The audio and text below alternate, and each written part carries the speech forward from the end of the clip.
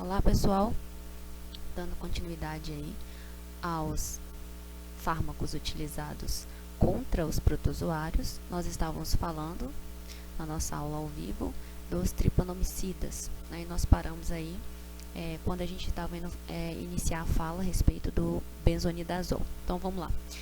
O benzonidazol, como eu estava colocando para vocês, ele é o fármaco, né, utilizado aí como padrão no tratamento das doenças de Chagas no Brasil. Esse fármaco ele é um derivado nitroimidazol e seu mecanismo de ação se baseia aí na inibição da síntese proteica e de RNA aí nas células do Trypanosoma cruzi.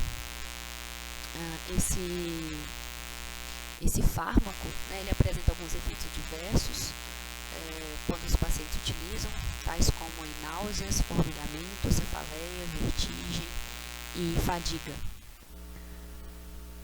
Além disso, um ponto importante para colocar para vocês é que o benzonidazol ele é recomendado na profilaxia aí de infecções causadas pelo Trypanosoma cruzi em pacientes que recebem aí transplantes de célula-tronco hematopoéticas, uma vez que o tratamento dos doadores, né, dessas células-troncos, os doadores em potenciais, pode acontecer de nem sempre aí ser eficaz. Então, uma forma de assegurar ao paciente que irá receber, né, essas células que serão transplantadas, esse fármaco pode ser utilizado aí como uma profilaxia para evitar qualquer infecção futura por conta do transplante, ok? Agora nós vamos falar um pouquinho a respeito dos fármacos utilizados contra, né, a leishmaniose. Então, pela parasitologia aí, a gente já sabe, né, que existem 3 tipos de leishmaniose. Nós temos a leishmaniose cutânea, mucocutânea e visceral. Lembrando que a leishmaniose ela é transmitida aí dos animais aos humanos e entre os humanos também, através aí da picadura, né, de vetores infectados. Esses vetores aí é o mosquito pólvora. Interessante, né, reportar novamente isso a vocês.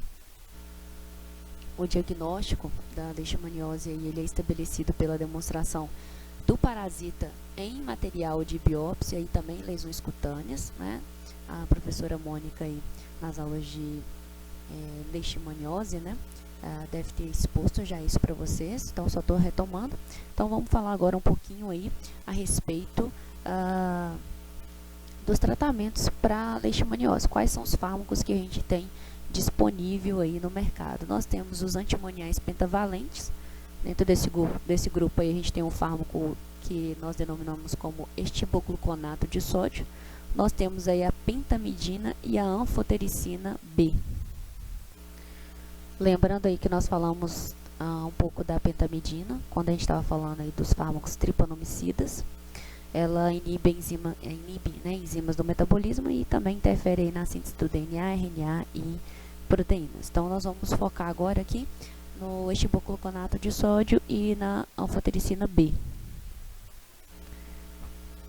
A respeito do estibogluconato de sódio, acredita-se aí que o mecanismo de ação está pautado na inibição da glicólise e também na oxidação de ácidos graxos. Ele é um fármaco aí de administração intramuscular ou intravenosa, uma vez que esse fármaco não é absorvido aí por administração via oral. E os seus efeitos adversos incluem dor no local da aplicação, da injeção, indisposição gastrointestinal, bem como também, que são efeitos adversos que a gente tem que se preocupar e estar atento, que condiz aí, em algumas situações, o paciente desenvolver arritmias cardíacas, e ele tem se demonstrado aí um fármaco nefrotóxico, então ele apresenta aí uma nefrotoxicidade. E as funções hepáticas e renal, elas é indicado que elas devam ser aí monitoradas periodicamente durante, né, a utilização do estibogluconato de sódio. Um outro fármaco a ser utilizado aí para o tratamento de leishmaniose é a anfotericina B. Esse fármaco ele apresenta uma atividade fúngica, tá? Então ele não é exclusivo aí para o tratamento de leishmaniose. Isso acontece por conta do seu mecanismo de ação. O nome anfotericina B ele é sugestivo por conta da característica molecular do fármaco. Então o fármaco ele é um fármaco anfotérico, então ele apresenta aí regiões com afinidades apolares e regiões que apresentam, né, afinidades polares, e por conta disso, por conta desse caráter estrutural do fármaco, nesse caráter anfotérico, isso permite com que esse fármaco ele consiga aí se ancorar nos lipídios de membrana e formar poros. Com essa formação de poros, nós temos o extravasamento do conteúdo intracelular do parasita, nesse caso aqui da leishmania, ok? Da mesma forma ele age lá no fungo, por esse mesmo mecanismo de ação, que é a formação de poros, uma vez que a gente tem a inserção da molécula na membrana do parasita. Então esse é o mecanismo de ação aí da anfotericina B. Quando a gente estiver trabalhando aí os antifúngicos, nós iremos explorar ainda mais a anfotericina B, ok, pessoal? Então, para colocar aqui para vocês que ela pode ser utilizada aí no tratamento da leishmaniose. Tricomoníase, né? O agente aí é o Trichomonas vaginalis. Nós podemos tratar, né, pacientes, né, mulheres que apresentam infecções ocasionadas por Trichomonas vaginalis através da utilização do metronidazol. Nós trabalhamos no início da aula, quando estávamos falando dos fármacos aí amebicidas. Podemos utilizar também o tinidazol ou o secnidazol. O tinidazol aí ele é similar ao metronidazol no seu mecanismo de ação e nos efeitos adversos, porém aí ele é eliminado mais lentamente e apresenta um tempo de meia-vida de 12 a 14 horas. Giardíase, ocasionada aí por Giardia lamblia. A Giardia lamblia é um parasita intestinal. Esse parasita ele apresenta um ciclo vital com apenas 2 estágios.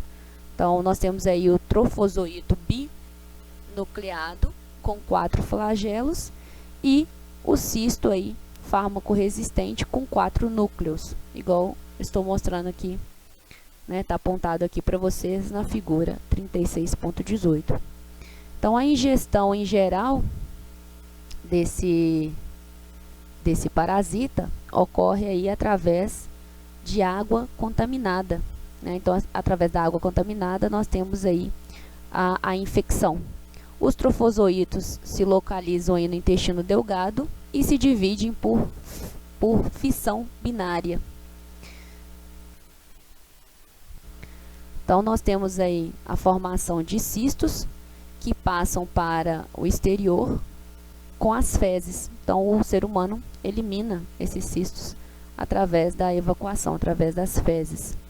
Então, embora aí algumas infecções elas sejam, né, assintomáticas, a gente tem que levar em consideração que, por vezes, intensa diarreia, elas podem aí ocorrer e sendo, né, muito grave em pacientes que são imunossuprimidos. Então, para essa infecção, o tratamento de escolha é o metronidazol, aí durante 5 dias. O tinidazol também pode ser utilizado como uma alternativa e ele também tem aí a mesma eficácia que o metronidazol, porém nesse caso aqui com um tempo mais curto de tratamento. E além disso aí pode ser utilizado o albendazol, bem como também a nitazoxanida. Agora vamos falar um pouquinho aí dos agentes etiológicos para né, do agente etiológico, né, e para o desenvolvimento da malária. Eu vou fazer mais uma parte do vídeo, vou parar agora porque já a gente está quase completando 10 minutos. Nós iremos abordar aí agora o tratamento contra a malária.